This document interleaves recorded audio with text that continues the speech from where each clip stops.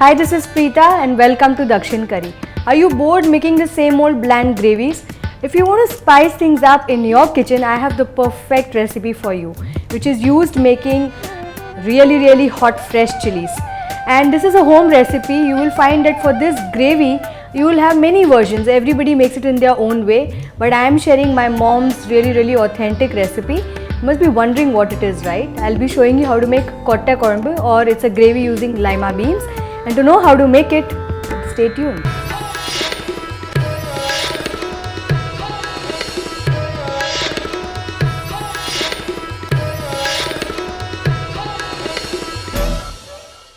So let's see what are the requirements for the same.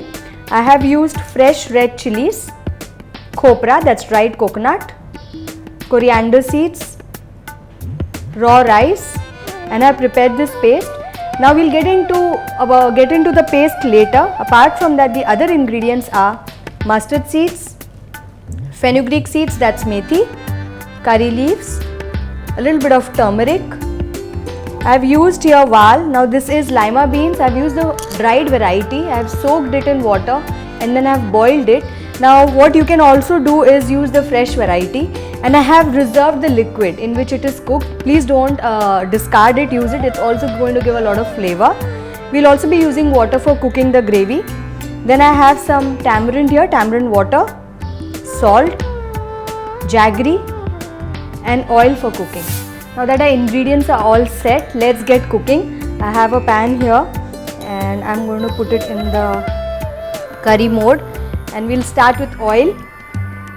Added oil here. I'm going to allow it to heat up, and then we'll start adding the rest of our ingredients. A little bit of mustard, and then we'll add the fenugreek once the mustard crackles. Now that our mustard is crackled, let's add our fenugreek seeds, curry leaves, and what I'm going to do is I'm going to add the Vaal.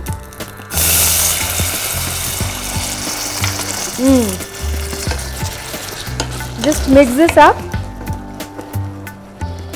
Now we don't have to cook this, just allow it to come together, and we will add a little pinch of turmeric.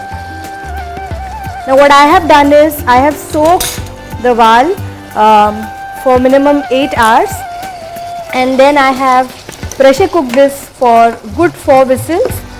And when I did that, I added a pinch of turmeric and salt so that the salt gets absorbed well. Don't add too much of salt, just a little, as much as is required. Now that we have mixed this up, we'll add the tamarind water. And what I'm going to do is I'm going to add some more water to this.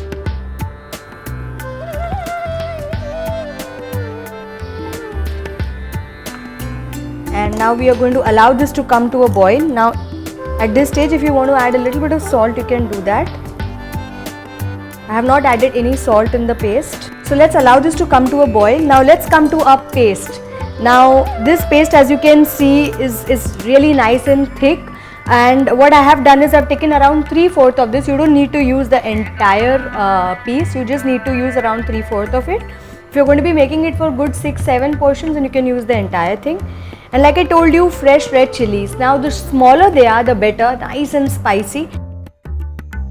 And what I have done is I have soaked the dhania seeds and the rice in little bit of water till the rice fluffs up, and then I have added the rest of the ingredients. I have chopped up the Khopra and blended it all in a mixer till it's nice and coarse. You know, you don't want to make it too fine because you want to have it a little bit of crunch.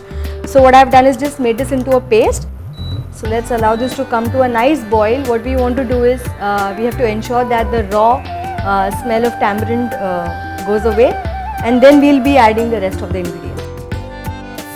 Let's have a look at how the gravy is doing. Now as you can see that the tamarind has kind of evaporated, the water is evaporated, it's reduced. So now at this stage what I'll do is the reserved liquid goes in. I'll add a little bit of water, and now I'm going to add this paste that I have made. So you can see nice and thick. because of two ingredients. One is the good quantity of coconut that has been used and the rice. Now what is going to happen is this is going to thicken further.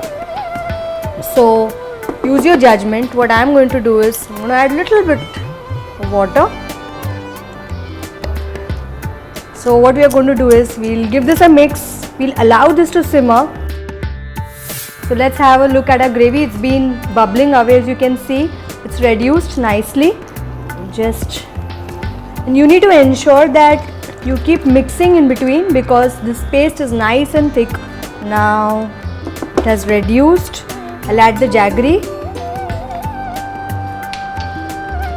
So what we'll do now is we'll just allow this to simmer for a few seconds, probably a minute or so that the jaggery melts and it all comes together, and then we'll plate this.